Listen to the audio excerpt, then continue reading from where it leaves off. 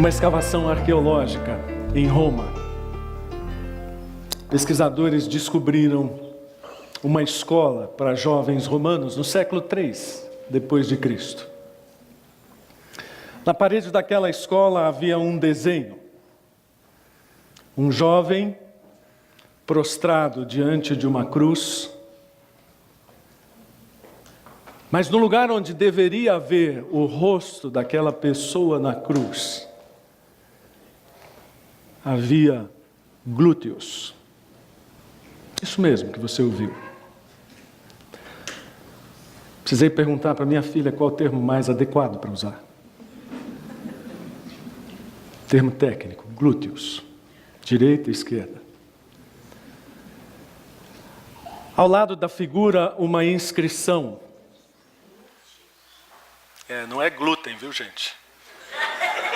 Em tempo de tanta dieta, não é glúten. Glúteo, isso, a parte posterior, derrière. Ao lado da figura, escrito Aleximanos adorando ao seu Deus. E embaixo, Aleximanos é fiel. O que acontece com o cristianismo? Os jovens de hoje pensam que sofrem bullying por serem cristãos hoje. As coisas estão muito difíceis, as escolas precisam ter psicólogos, porque afinal de contas o bullying está em todos os lugares. O bullying sempre esteve, não com esse nome, na história dos cristãos. A pergunta que nós nos fazemos é: por que o cristianismo causa tanta inquietação? Porque é uma história de inquietação, não é uma era, não é uma década. São 2000 anos de pessoas sendo perseguidas, de o evangelho sendo difamado e ridicularizado, chamado de imbecilidade refinada.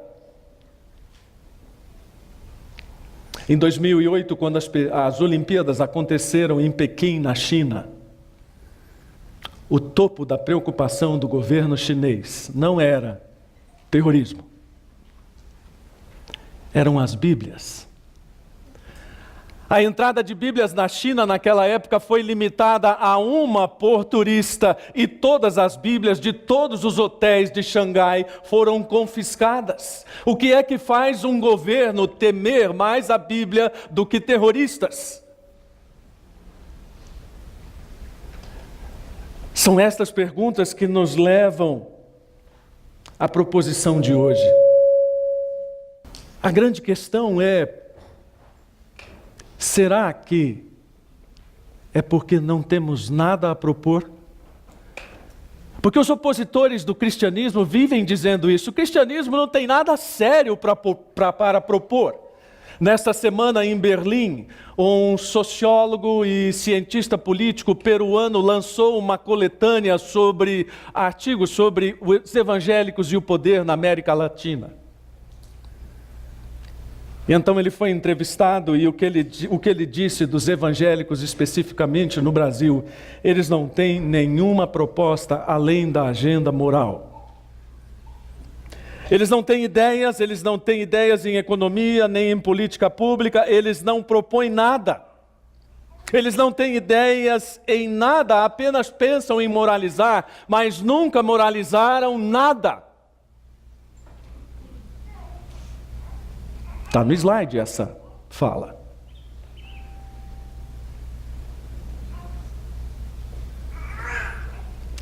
Será que é porque nós, na verdade, não entendemos que o cristianismo não tem respostas para as questões contemporâneas? Porque essa é outra grande crítica que se faz ao cristianismo. O cristianismo não sabe responder às perguntas do homem contemporâneo. Mas ora, as perguntas do homem contemporâneo são as mesmas perguntas do homem lá do começo do mundo, apenas potencializadas pela tecnologia e maximizadas por isso. Um teólogo cristão americano diz que a modernização, na verdade, ela é como uma mão e uma luva em relação àquilo que dá plausibilidade à modernidade. Ele diz a modernização da vida e plausibilidade, a modernidade e a modernidade da expressão psicológica, a modernização.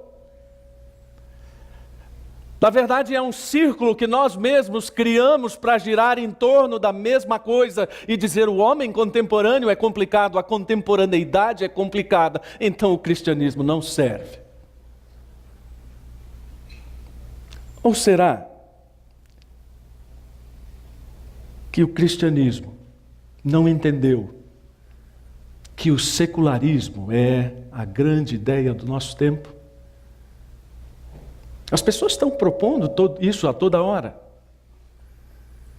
Esse pensador, que é um dos mais influentes do nosso tempo, diz claramente: nós não precisamos de Deus. O secularismo pode nos dar tudo o que precisamos, pode nos dar os valores que precisamos. E eu acho engraçado o pensamento do Harari, porque para ele tudo é reação bioquímica. O mundo é só um apanhado de gente tendo reações bioquímicas. O dia que nós conseguirmos adestrar todas essas reações bioquímicas, o problema da humanidade estará solucionado. Não está. E não vai estar exatamente porque é o cristianismo, e agora sem medo de ser exclusivista, que tem as respostas que nós precisamos. Ontem a minha esposa entrou no escritório, bem na hora que eu estava formatando esse slide, ela entrou e falou, não. Eu falei, não o quê? Ela falou, não, você colocou aí, não. Ah, que susto. Não a todas essas perguntas. Não a todas essas, ou a todos esses ataques ao cristianismo que desmerecem o cristianismo, porque sim, nós encontramos as respostas em Cristo e nós estamos pregando essas respostas. E uma das provas de que elas têm sido eficazes, aliás, eu vibrei com elas, no final do sermão do domingo passado. Os irmãos viram? O missionário Tiago Gomides foi fazendo um apanhado do que Deus tem feito na Ásia. Eu achei muito bacana aquilo, no ano tal, 0 cristãos, depois no ano tal, tantos cristãos, e hoje tantos cristãos.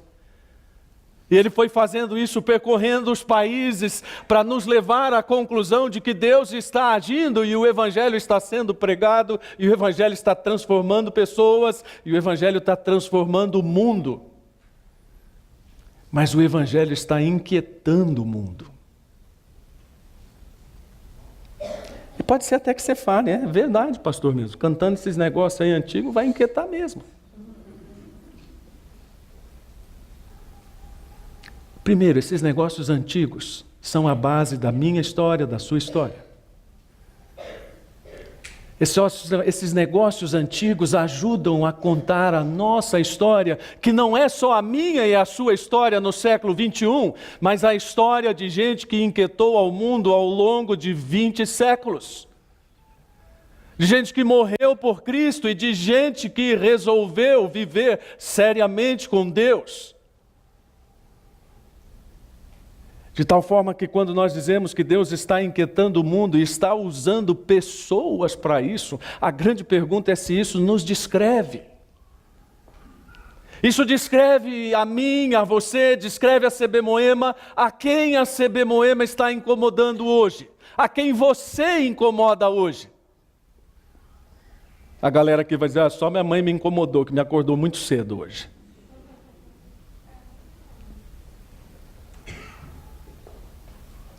Só minha mãe que me incomodou, porque me obrigou a vir aqui hoje. Não me refiro a esses incômodos. Eu me refiro ao incômodo de estar num ambiente onde ninguém é cristão e viver o cristianismo de tal forma que as pessoas se sentem incomodadas com aquilo, mesmo que você não diga nada. Eu me refiro àquilo que acontece quando você precisa evidenciar um erro de alguém por força da sua ação profissional, por força da sua relação profissional, aliás, familiar, e você fica exposto como cristão, e as pessoas dizem, está vendo, olha lá, ele é cristão, ele não entende as nossas coisas, ele não é do nosso tempo. Você incomoda. Isso diz respeito a pessoas como na China, por exemplo.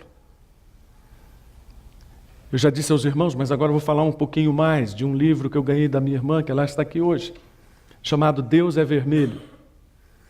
Muito interessante, o livro não é escrito por um cristão, mas por um jornalista chinês que cansou de apanhar da polícia por causa da liberdade de expressão. E começou a ser sensível ao sofrimento dos cristãos e falou, peraí, isso deve dar um belo negócio. Então um dia um amigo lhe dá um documentário chamado, se não me engano, A Cruz dos Cristãos. E aquele homem então, olha só como Deus usa todo mundo quando quer e como quer, que nem cristão era, resolveu escrever um livro sobre a perseguição a cristãos na China. E aí as histórias são fortes. Histórias de todo tipo que você possa imaginar, tragédias de todo tipo causadas por causa de gente que resolveu viver o que Cristo disse. De gente que foi tratada com bomba, tiro e forca simplesmente por dizer que Jesus era a única esperança. De gente que resolveu cuidar de doente e cuidar da pobreza e alimentar gente que não tinha comida e por isso foi preso. Tudo porque em nome disso a pessoa de Cristo era exaltada. Essas histórias nos comovem. E sinceramente, irmãos, eu amo todos vocês já. Já são 10 meses aqui, já conheço a maioria de vocês. Eu amo estar com vocês, amo estar nos PGs. Amo estar nas reuniões da liderança, eu amo fazer o que faço, eu amo estar aqui celebrando a Deus com os irmãos. Mas eu não vejo a hora da gente começar a incomodar em algum lugar. Por causa de Cristo. Eu sei, você deve ter um testemunho de incômodo por ser crente. Eu acompanhei o caminho de muita gente que aceitou a Cristo. E uma das primeiras acusações com as quais essas pessoas tinham que lidar no próprio âmbito da família era: você agora virou fanático. Você não sai da igreja, o pastor está fazendo lavagem cerebral em você. Então eu sei que talvez essa seja um pouco, ou este seja um pouco o seu momento, a sua história. Eu não sei, mas eu estou falando em termos de coletividade.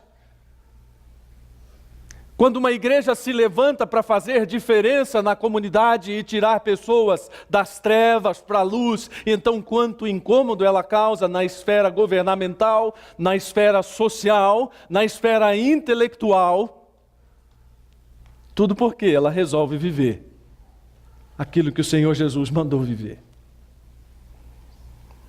Você pode pensar, não, mas não é tão simples assim como você está falando. Não, é mais simples ainda do que eu estou falando. Porque é uma questão simplesmente de ser semelhante a Jesus. Na verdade, todo cristão deveria ter consciência disso. De que ele é a semelhança de Cristo e onde quer que ele vá, ele vai levar o bom cheiro de Cristo, como diz o apóstolo Paulo, ou assim deveria ser. E isso só acontece quando eu rejeito a religiosidade dominical, quando eu rejeito a religiosidade nominal, para viver integralmente aquilo que tem, ou aquilo que Cristo tem me chamado a viver. Não é ser cristão aqui, mas ser cristão em todo lugar e lembrar que essa semelhança nos traz problemas. Aliás, por falar em problemas, o apóstolo Paulo era o rei dos problemas. Eu já disse aqui que o apóstolo Paulo é um cara que nenhum de nós gostaria de ter como amigo. É aquele cara que você chama para comer o churrasco com você e a polícia vem atrás para prender. E você vai junto porque está com ele.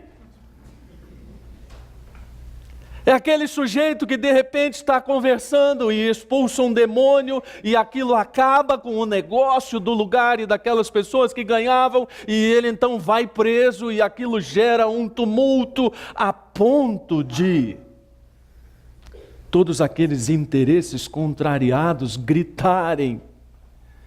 Essas pessoas estão tumultuando o nosso lugar. Essa é a história de Paulo.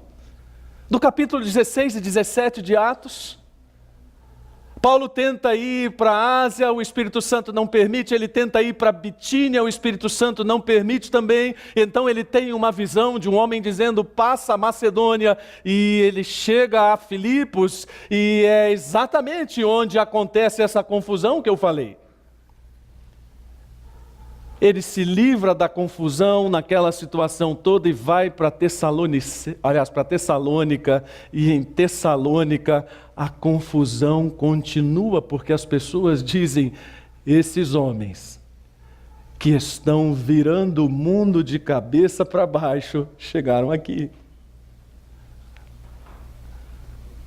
Você já se colocou nesse papel? De chegar num lugar e as pessoas dizerem, olha, fulano está aqui, é aquele sujeito que coloca o mundo de cabeça para baixo. Eu acho que nunca fui assim. Não nesse sentido estrito da palavra. Mas Jesus disse que seria assim, quando Jesus diz, eu não vim trazer a paz, eu vim trazer a espada. Aí que os críticos acabam com a gente, não é verdade? Está vendo? Olha como o evangelho de vocês é incoerente, paradoxal. Ele não é o príncipe da paz, ele não é o rei da paz, ele não vai instalar a paz no mundo. Como é que Jesus está dizendo que ele veio trazer ao mundo a espada e não a paz? Aí você fala, eu nunca tinha pensado nisso, também nunca ninguém me perguntou. Muito simples. O pessoal que já estava pegando em armas, organizando resistência, esse tipo de coisa. Aliás, usar essa palavra resistência já ficou perigoso, né? Olha, irmãos, eu sou revoltado com esse negócio de tirarem a semântica das palavras dos pregadores. Um tempo atrás eu dizia, era mó legal usar aquela palavra o tchan, né? Mas esse negócio é o tchan, não deu mais. E agora a gente tem que ficar caçando as palavras aqui, resistência, revolução, tal, porque senão vai chegar alguém depois do culto e falar o mesmo que falaram para o Nelson Bomilcar. Já sei de quem é o seu candidato, né? É que na verdade é aquilo que Jesus falou, eu vou dividir as pessoas de tal forma, e ele dá o exemplo, numa casa vai haver 5 pessoas. 3 vão estar de um lado, 2 vão estar de outro, por minha causa. O Evangelho vai ser esse divisor de águas, e essa tem sido a grande característica da história, ou porque você acha que os cristãos viraram comida de leão na antiga Roma, porque eram arruaceiros, anarquistas? Não. Pervertiam uma ordem mundana simplesmente por viver o Evangelho. E além do que, como disse Chesterton, para bater em cristão, todo pau serve. Já ouviram isso? Chesterton é um pensador católico de ironia fina, e ele diz, engraçado, ninguém bate no islamismo. Já viram? Ninguém vai fazer protesto mostrando seios em mesquitas islâmicas. Mas na frente de igrejas cristãs, isso pode. Um sujeito que resolveu ridicularizar o símbolo do Islã, ou um símbolo, e nem foi uma ridicularização necessariamente, está escondido até hoje. Mas com o cristianismo vale matar, vale prender, vale fazer todo tipo de coisa, por causa desse nome Jesus. Então está na hora da gente parar um pouquinho e pensar, por que que o Evangelho causa tanta inquietação? Ok, o missionário Tiago disse, Deus está com um plano em movimento para salvar a humanidade. Ok, como é que ele está fazendo isso? Como é que ele está inquietando o mundo por causa do Evangelho? Em primeiro lugar, por causa dos costumes, novos costumes. Agora você vai dar risada de mim, né, pastor? Conta outra. Evangelho, novos costumes. Novos costumes. A pregação de Paulo, especialmente aos Efésios, é absolutamente vanguardista. Você fala, mas se tornou obsoleta. Não se tornou obsoleta. Ela continua extremamente atual porque ela falava aos costumes de uma sociedade, de tal forma que quando lemos o capítulo 16 e todas as acusações que foram lançadas contra Paulo e Silas, isso está lá: estes homens estão ensinando novos costumes. E aí vamos parar, peraí, qual era a lei romana? O que podia? Podia ter outra religião? Podia. Tinha que obedecer à religião oficial e venerar o imperador? Sim, tinha. O que não podia? Não podia fazer qualquer coisa que parecesse uma ameaça ao poder de Roma. E nisso os cristãos foram campeões, porque começaram a falar de um rei, e um rei para cá, nós servimos a um rei, esse não é o nosso rei. Começaram a falar de uma nova ordem social, nós somos todos iguais. Agora não há diferença, não importa se você é mais rico, mais pobre, se você nasceu de família nobre ou não, nós vamos sentar juntos para glorificar a Deus. E as pessoas disseram: alto lá, isso vai desestabilizar o império.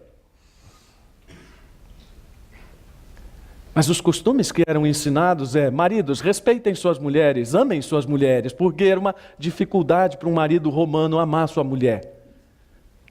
Numa espécie de relação familiar tolerada pela sociedade, em que a mulher era apenas aquela figura quase que decorativa, que gerava os filhos, que representava o homem na sociedade, mas que não tinha o carinho e o afeto do seu marido. Paulo diz, e vai na jugular dessas pessoas: amem suas esposas. Que coisa mais vanguardista que isso?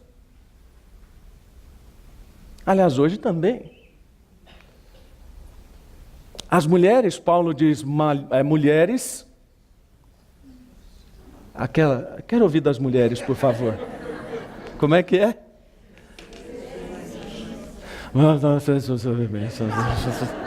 É isso aí, faça isso aí.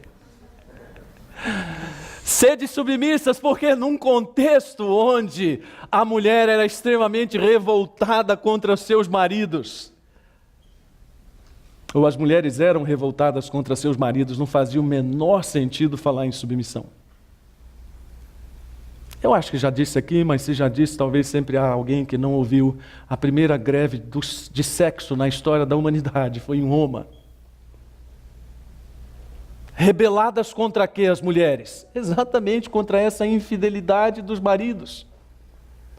Novos costumes, filhos, sejam obedientes a vossos pais. Nossa, mas isso é radical demais.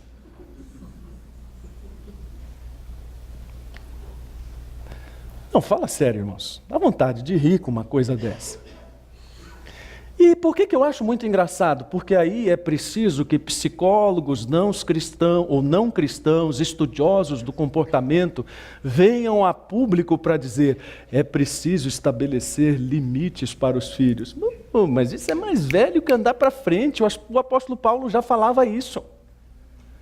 E se quiserem voltar mais, toda a lei que foi dada ao povo de Israel era a mais moderna. Agora, juristas, por favor, alguém pode se dispor a fazer uma pesquisa acadêmica sobre o vanguardismo da legislação dada a Israel? Esse código de Hammurabi que você ouve na faculdade, sabe, colocado lá em cima, fichinha. Ninguém tinha falado em amparar órfãos, em amparar pessoas desprovidas de marido e mulher. Ninguém tinha falado em lei do levirato. E uma lista de coisas que me apaixonam por ver que um Deus que age na história da humanidade pensa na humanidade de uma forma que ninguém pensou. Agora, se você quiser incomodar quem está na faculdade de Direito, como a filha da Maria Lídia, fala lá numa aula que a lei que foi dada ao povo de Israel era muito mais moderna que qualquer outro código da antiguidade. E tapa os ouvidos para ouvir a vaia. Ou para não ouvir a vaia. O Evangelho prega tudo aquilo que Deus havia pensado para o homem. E que Ele continua pensando. E por isso incomoda tanto, porque tudo aquilo que nós estamos vendo da palavra é o que Deus tinha lá no seu plano inicial. Eu gosto de pensar que toda a história do povo de Israel é feita daquele jeito, com todas aquelas leis, com toda aquela proteção, porque aquilo era o mais próximo que Deus podia fazer em relação ao que ele tinha imaginado no Éden. Você já parou para pensar nisso? E que hoje, no momento em que nós temos conhecimento do Evangelho, todas as condutas e tudo aquilo que o Evangelho nos diz como norma de conduta, como ser igreja, como ser uma nova sociedade, é aquilo que Deus tem idealizado, próximo do que Ele planejou para o homem no Éden. Esse pensamento é muito bacana, porque me coloca perto de Deus, olhando para trás e olhando para frente. Eu olho para frente e vejo a eternidade com Deus, eu olho para trás e vejo o que Deus planejou no Éden e aquilo que Ele vem tentando estabelecer para o homem, como arremedos do Éden. É isso que incomoda as pessoas. Incomoda as pessoas que o cristianismo tenha estabelecido um novo modelo de heroísmo, onde o herói já não é mais o conquistador solitário, não é mais o herói que assume todo o poder, mas é o herói que abre mão do poder, que pensa no outro, que se sacrifica pelo outro. A humanidade do nosso tempo rejeita essa ideia. Nós queremos heróis. Há pouco tempo atrás estávamos assistindo uma série, eu e a minha esposa, e a mulher do mocinho morreu. Fiquei inconformado, quase inconsolável. E ela precisou dizer: calma, amor, calma. Aí veio todo arcabouço psicológico. No imaginário, papapá, o herói tem que estar sozinho. Então, puxa, entendi, mas não me consolou. Não quero mais assistir isso. Mas também acabaram as temporadas. Estamos esperando a próxima. Nós queremos heróis que sejam messiânicos. E, de novo, tem que tomar cuidado com a política. Não foi intencional.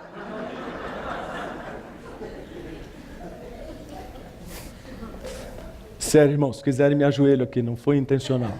Não reflete meu posicionamento político, vai aparecer nos créditos no final do sermão. Porque a ideia de um herói, como o Senhor Jesus, descrito em Isaías como servo sofredor, ela é incômoda para nós. E então nós precisamos lidar com isso e pensar que raio, me perdoem a expressão, que raio de novo padrão de justiça é esse que o Evangelho veio anunciar? Porque talvez por não entender eu não esteja conseguindo me ajustar a ele. Pode ser.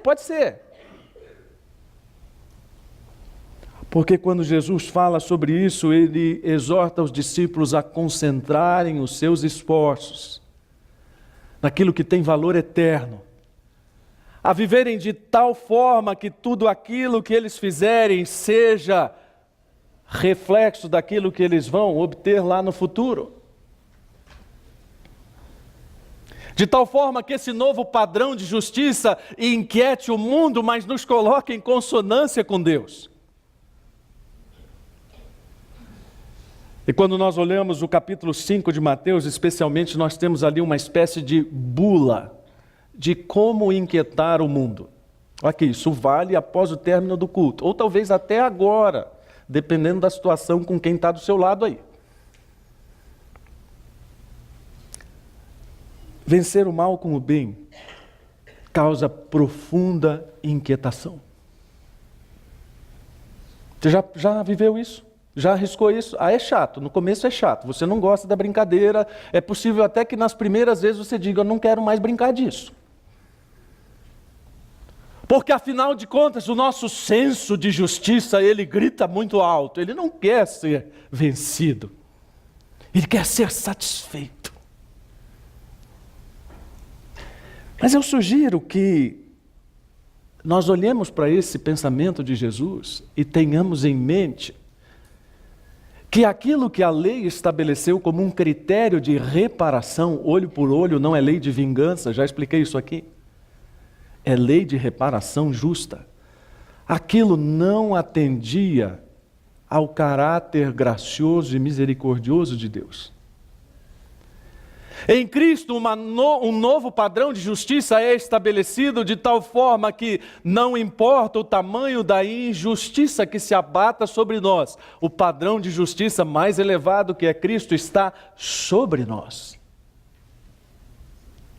Não há certeza se essa frase que eu vou dizer é de Gandhi ou do biógrafo de Gandhi, mas ele disse o seguinte: olho por olho, e um dia o mundo acabará cego. Eu acho que já contei aqui para vocês, mas de novo, permitam-me repetir. A igreja que pastoreava em Santos teve um trabalho com moradores de rua.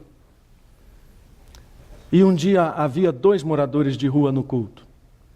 E eu estava falando exatamente sobre esse texto, e eu tentei demonstrar como é complicado viver sobre essa esfera do olho por olho.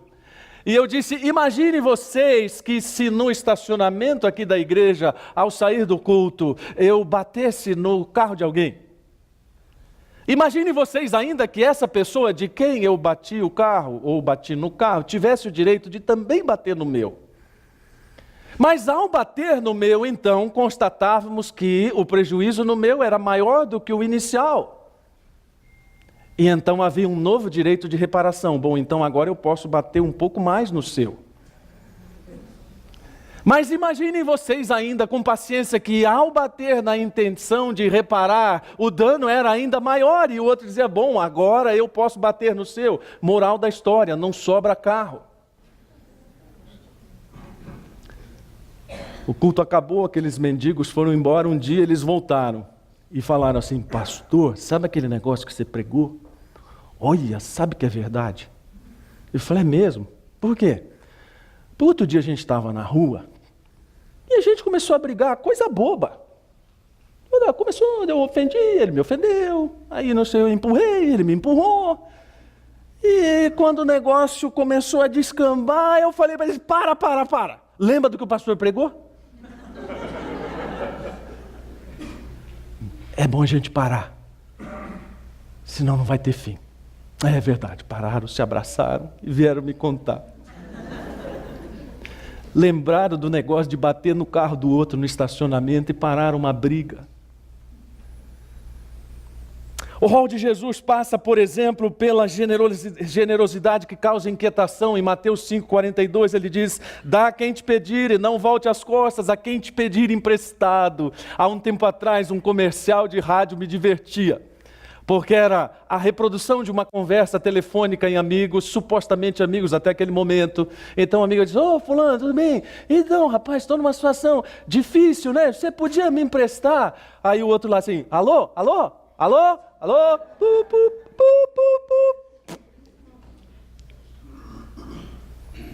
Eu não quero ouvir. Mas Jesus está mandando dizer, você inquieta se você fizer disso, não uma exigência a dar para todo mundo. Crente mal criado, toda vez que a gente fala isso, crente mal criado faz, então quer dizer que eu vou ter que dar meu dinheiro para todo mundo. Não, a Bíblia não está falando isso.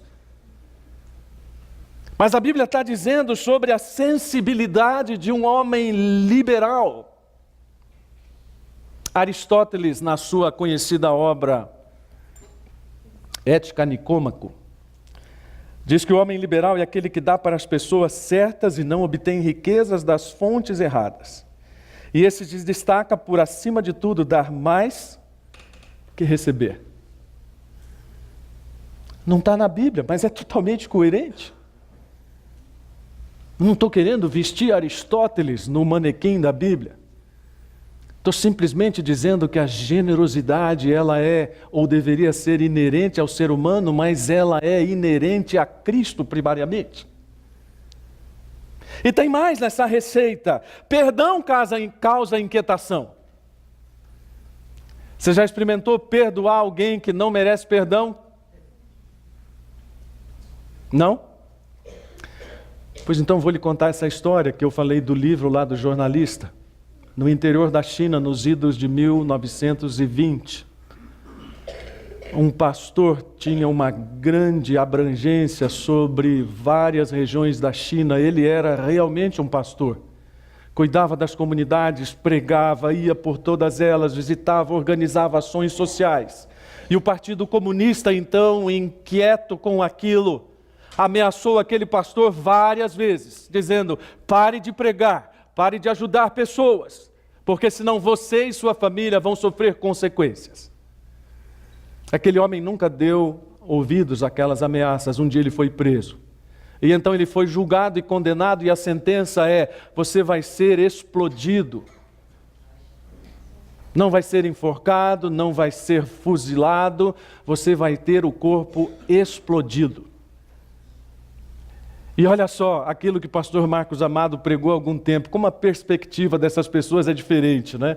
Eles começaram a orar, a família começou a orar, a igreja começou a orar, não para que ele não morresse, mas para que tivesse uma morte digna e que pudesse ser sepultado dignamente.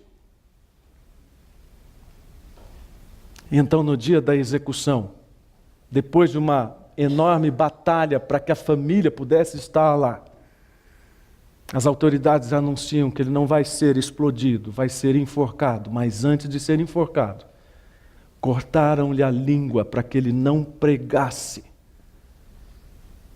um minuto que fosse antes de morrer.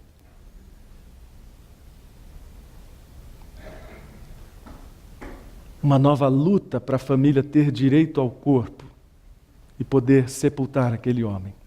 Esse jornalista que eu falei, que escreveu o livro, então entrevistou a família dessas pessoas e disse: vocês não têm raiva de tudo isso? Disseram: não. O nosso Deus sabe o que faz. Sabe cuidar dos seus. Somos gratos por termos podido sepultá-lo dignamente. Você fala: eu não perdoaria. Eu já ouvi muito crente falar isso. Pastor, esse negócio de perdão, olha, vai bem até a página 2, mas depois eu não consigo. Mas se você quer inquietar o mundo, você precisa entender isso, você precisa entender o que é esse amor que inquieta o mundo, que faz pessoas irem lá para o outro lado do mundo, no Iraque, cuidar de refugiados sírios, de filhos de refugiados sírios. Numa das nossas conferências missionárias, há alguns anos atrás, nós hospedamos na nossa casa uma missionária que trabalha no norte do Iraque, cuidando de crianças que são vítimas do ISIS.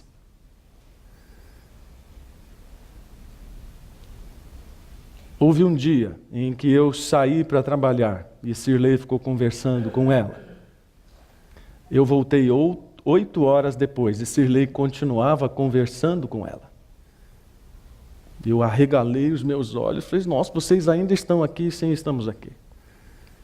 Imagine o que uma pessoa dessa tem para falar quando ela tem um ouvido para escutar. Simplesmente porque ela resolveu amar pessoas sobre as quais ela não tem, em tese, nenhuma responsabilidade. E ela resolveu fazer isso para inquietar o mundo, para dizer: vou provocar o mundo agora, vocês vão ver. Não. Aliás, vamos combinar uma coisa, irmãos. Aqui, vamos fechar um parênteses, já vou terminar. Eu penso que a igreja evangélica perdeu uma grande oportunidade nessas eleições de dar um belo testemunho do que é ser cristão. Que pena! Que pena! Aí a gente tem que ouvir esses negócios desses sociólogos que olham para os evangélicos no Brasil e os veem caricatamente. Mas nós precisamos aprender que o jeito que Jesus ensinou para inquietar o mundo não é chamando os outros para briga, não. Não é ficar dizendo para os outros: eu sou cabeça e não cauda, vem cá, seu infiel. Há muitos crentes que parece que no auge desse calor largam a Bíblia na cadeira e falam: espera aí que vou dar uns supapos em você, depois eu cato a Bíblia aqui de novo, pronto, resolvi. Deus não precisa desse tipo de conduta da sua parte. Deus sabe se defender. O que Ele está pedindo simplesmente é que eu e você vivamos por Cristo. E isso eu ouvi pessoalmente do pastor Márcio Garcia. Tem umas pessoas, aqui eu quero dizer publicamente, né? Claro que reverência só a Deus. Mas algumas pessoas, sinceramente, quando eu encontro, eu tenho vontade de fazer reverência. Pastor Márcio Garcia é uma dessas. criador do Ministério Evangélico de Assistência a Pescadores, ele que disse: morrer por Cristo é fácil. Você fala: puxa vida, morrer por Cristo é fácil.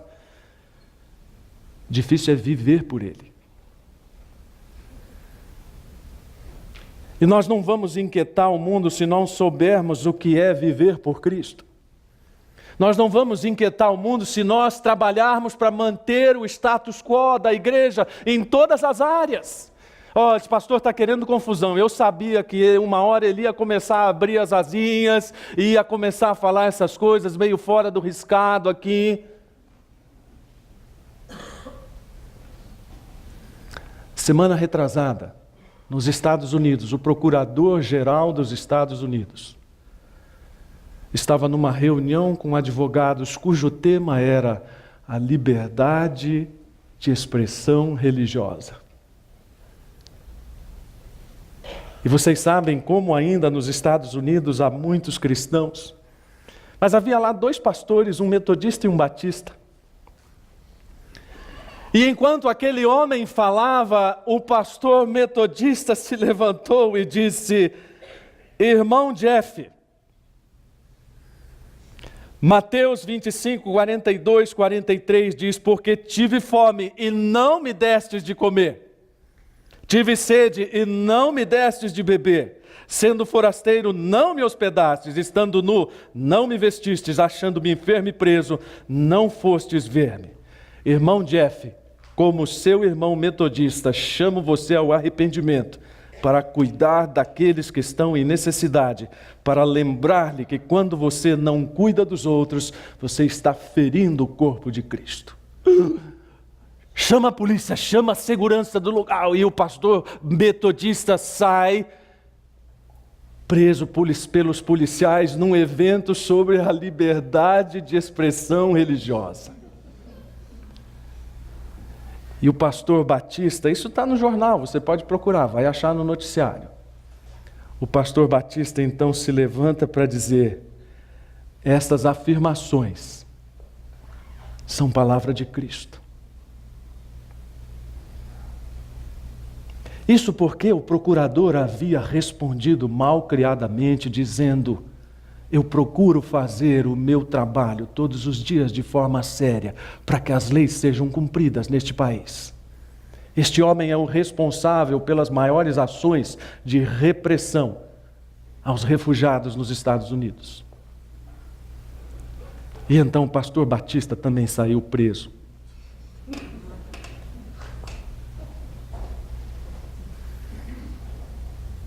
Estamos inquietando o mundo? Deus vai inquietar o mundo? Sim, Deus já está inquietando o mundo. Ele vai usar quem? Eu e você? Ah não, pastor, eu não tenho coragem para essas coisas. Eu não sou nem bom para falar. Eu vou orar por você. Não, por favor, não faça isso.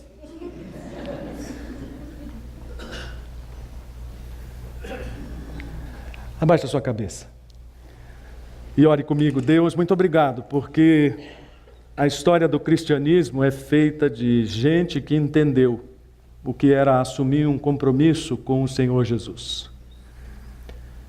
E ajuda-nos a termos isso em mente e a vivermos de tal forma que, mesmo que o mundo não esteja contente com a gente, o Senhor Jesus esteja.